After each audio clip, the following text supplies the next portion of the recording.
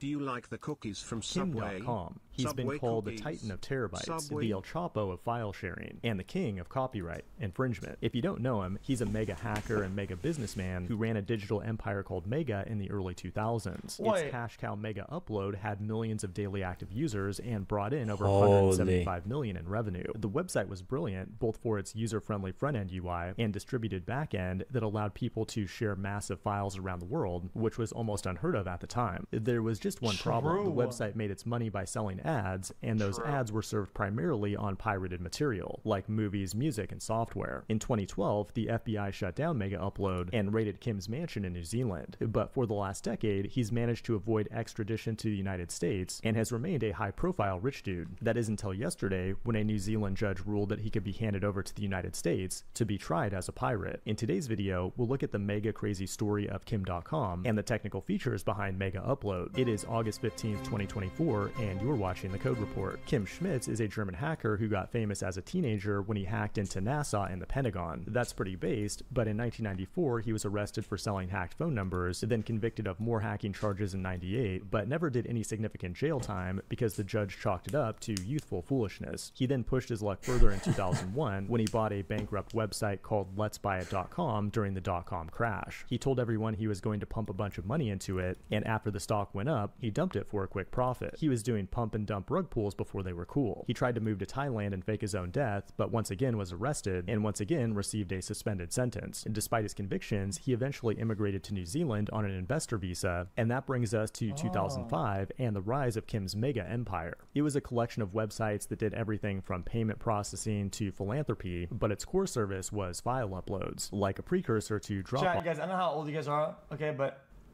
anything you wanted, anything you had to get anywhere was on Mega Upload. You would probably get like a third-party ad website that would like AdFly or whatever, and then go to Mega Upload.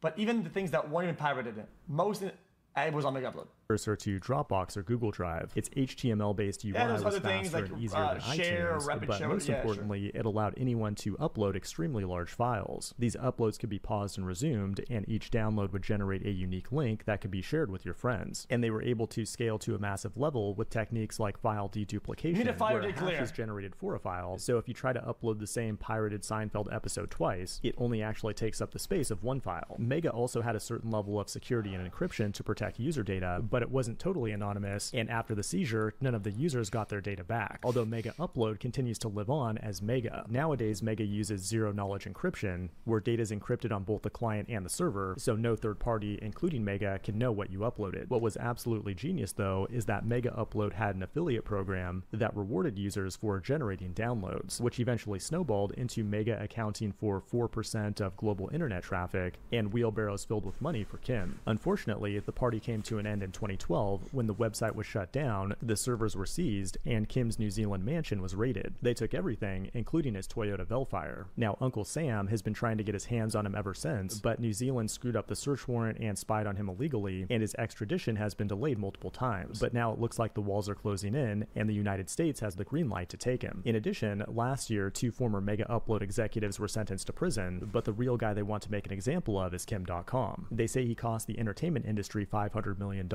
but there's multiple philosophical debates to be had here. Like, is piracy actually theft? Is privacy a fundamental right for people on the internet? And should cloud providers retain data and give access let's be honest. Even if they get the guy, sentence the guy, let's be honest, it's a win for nobody.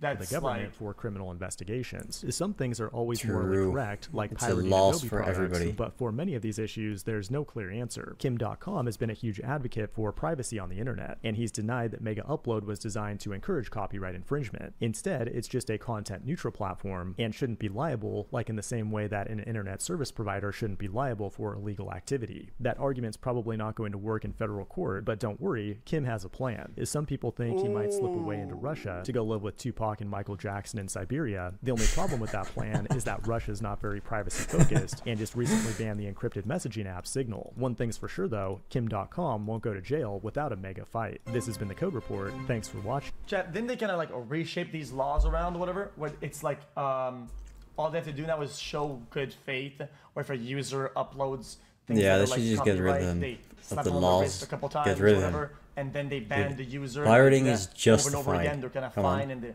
they're still in good standings or whatever. Be fair now, pirating is justified. Yeah. Sup, yo? Streams and it should be allowed. Oh, browser war, no way. The World Wide Web is it should be allowed. It shouldn't be called pirating because it's not pirating. John Perry Barlow called it cyberspace, the new home of the mind. In his it's just sharing your ideas. Cyberspace, he said, and your we content. Are a world because where we all need content out there, right? Beliefs, no matter how singular, without fear of being coerced into silence or conformity. Freedom on the web has caused governments to fail. It's minted millions of new millionaires and has allowed this one humble cat to be viewed trillions of times. But there's an existential threat to this openness. We tap into cyberspace via web browsers, with Chrome, Safari, Edge, and Firefox accounting for over 90% of the market share. All these browsers share technology. Hold on. Existential threat to this openness. We tap into cyberspace via web browsers, with Chrome, Safari, Edge, and Firefox accounting for... Yeah. Chat, guys, I think people use Safari because it comes with the phone, right? Yes. And people misclick it because they don't set their default browser back to Chrome when they get an iPhone, but they don't actually want to use it. I feel like Safari boasts their stats, but the shit is bricked in. Like, when I click a link with Safari, it's rigged. It's just this because it's tied to Apple, right?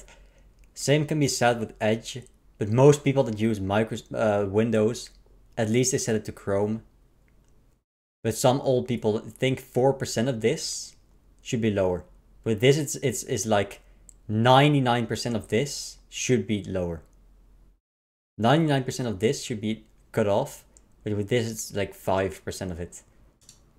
It opens on Safari. I don't actually want to use it. So in reality, Firefox is third, over and Edge is second. Share. All these browsers share technology or funding. Because nobody uses Safari because they want to use Safari. If it was everybody evil, uses Safari, uses it because they have an Apple device. We can't allow that why to would happen. And why would you ever use Safari otherwise? otherwise? About it. It is August 12, 2024, and you're watching the Code Report. He who controls the spice controls the universe, but he who controls the browser controls the internet. You may not realize it, but the browser wars are raging right now. Firefox just launched tabs managed in the sidebar, which was already supported on the increasingly popular Arc browser, but as we speak, two separate open source browsers built in Rust are trending right now. Verso, which is built with the Servo engine, and Blitz, a super minimal web renderer. But I want to talk about something even more ambitious, a futuristic open source browser called Ladybird. In October 2018, Andreas Kling, a software engineer who worked on WebKit at Apple and Nokia, had just gotten out of a 3-month Swedish rehab program.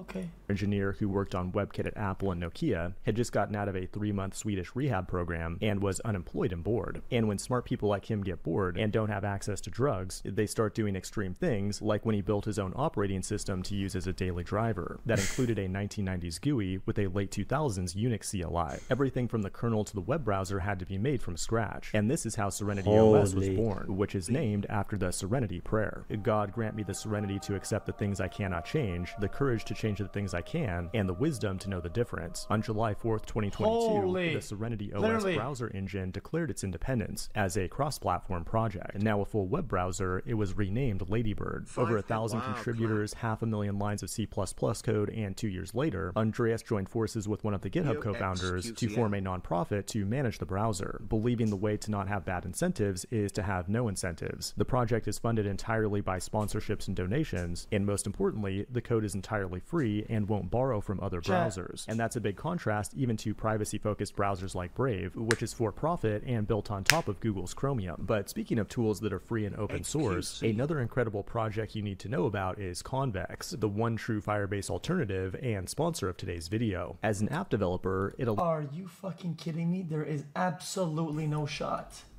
Yeah, no thanks. Let's get back to Ladybird and talk about the disappointing part. The first alpha version for Linux and Mac OS isn't expected until the summer of 2026, and you'll probably die of old age by the time the Windows version comes out. The good news is that you can play around with the code and build it from source on GitHub, but building a web browser from scratch is extremely complex, and the general... Chat, this is for nerdo Andes. This is for fucking like wired in fucking bullshit and live in the shadows that fucking... This is for the rats.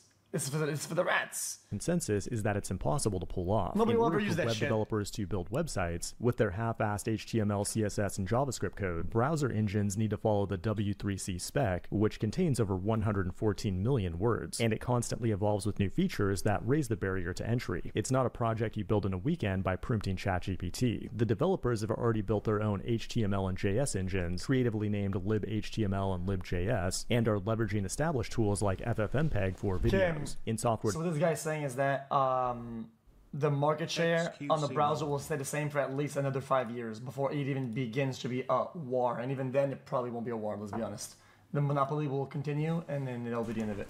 Gotcha. Yeah, basically just download Firefox and hope that adblock doesn't ruin your browser. I feel like I can summarize this video pretty well, no? Yeah. Just download Almost 4 Firefox, years, use something it. you should probably just go back to And sleep, hope because to your God Windows work computer will likely that- have a blue screen of death. Pray to God that, Millions, that if not YouTube billions works of Windows computers once got instantly every around the world, month, thanks to an so you can update watch pushed by videos. enterprise cybersecurity firm CrowdStrike. And it's bad. Airports are shutting down, hospitals are unable to treat patients, banks aren't able to get your money, and the Arby's drive-thru window went down, forcing people to hunt stray cats in the street just for That's food. What's tough. hilarious, though, is that a top cybersecurity firm just messed up the global economy in a way that the evil hackers they protect you from could only dream of. In today's video, we'll take a look at the technical side of this disaster and find out how such a catastrophic mistake like this can even happen in the modern world. It is July 19th, 2024, and you're watching The Code Report. Corporate America is in panic mode right now because everybody's work computers are bricked, and that means the hamsters fucking can't keep spinning the flip. wheels. A huge number of Fortune 500 companies use CrowdStrike for cybersecurity. It's got over 500 clients on the Fortune 1000 list. Its primary product is Sounds called like a Falcon, problem. a tool that provides endpoint protection. Chat, isn't this what you normally want to avoid? It's why you have a lot of passwords and a lot of things. It's like a one point of failure system. One system, this many companies, sounds ridiculous. Clients on the Fortune 1000 list. Its primary product is called Falcon, a tool that provides endpoint protection using artificial intelligence and analytics to detect threats in real time. It is publicly traded, and its stonk is down right now, and for good reason, because everybody's blaming them for causing Windows to deliver its blue screen of death. Luckily, Mac OS users and Linux chavs are unaffected. To understand why, we first need to understand how CrowdStrike's Falcon sensor actually works. It's installed just like regular software, but integrates with the operating system at a low level, often using kernel mode drivers, and basically just sits there in the background looking for anomalies. It collects telemetry data, produces reports, and offers a bunch of other incomprehensible techno-nonsense products to justify multi-million-dollar enterprise contracts. Wait, I have that on my PC, chat. Guys, I have that on my PC, and it's from China. It's right here, chat. It's called Riot Vanguard. Yeah, I have that on my PC. From China. The bottom line is that it's third-party software that sits in the hard. critical path of a computer, which means if it fails, the entire computer might fail. And that's exactly what happened here. Apparently, an automated software update last night had some bad code in it, and every computer that got that update is now dead. Now, part of the reason this is really bad, oh my god, is this bad? is that it's not just a regular outage, but every affected computer needs to be rebooted in fail mode, so the driver can be removed manually. And most employees don't have access to do that on their own, and that means IT guys are going to be really busy today. It's the IT guy equivalent of being a surgeon in World War I, and the consequences are real. The London Stock Exchange was disrupted, most Indian airports went down, causing them to write Chat, some things you learn in school, some things that in school are being learned, generally should be replaced with basic IT computer mastering for everybody, so that in general, right, if you are given instructions how to do something, you should be able to navigate it.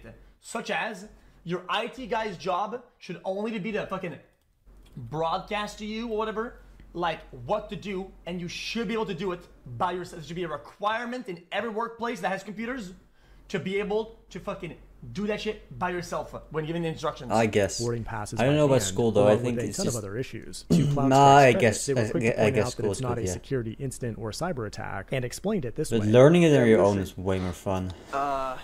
It's way more fun. Admin passwords. But they were quick to fix it, and the fix is really easy. All you have to do is detach the operating system disk, create a snapshot or backup of the disk, mount a With volume. me, like when you learn something, and you look for the information that you want because you're curious, and then you learn about it, and when you learn more, you get more curious. So you get attached to it, right? You like learning about it. When you do it in school, you don't grow that attachment, so it's just boring.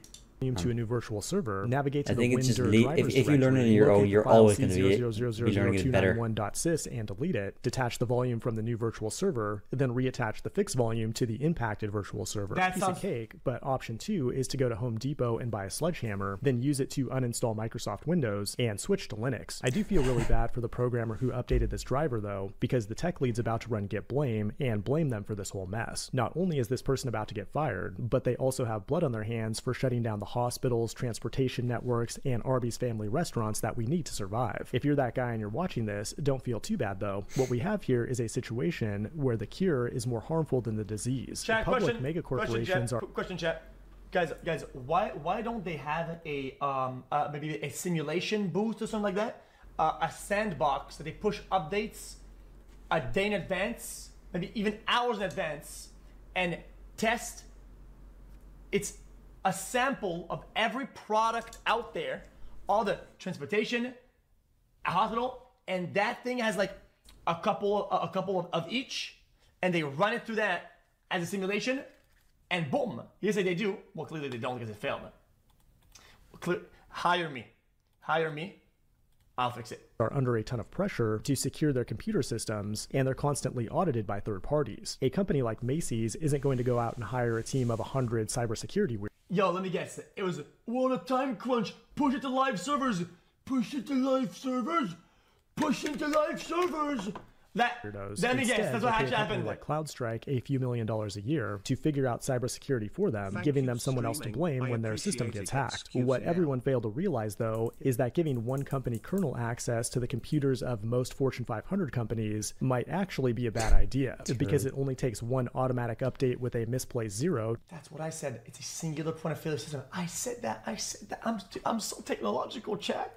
To nearly destroy the entire world. This has been the Code Report. Thanks for watching, and I will see you in the next one. I think he might be a genius. Because I'm so technological, man. Yeah, he's a genius. The juicer is what we call a mental retard.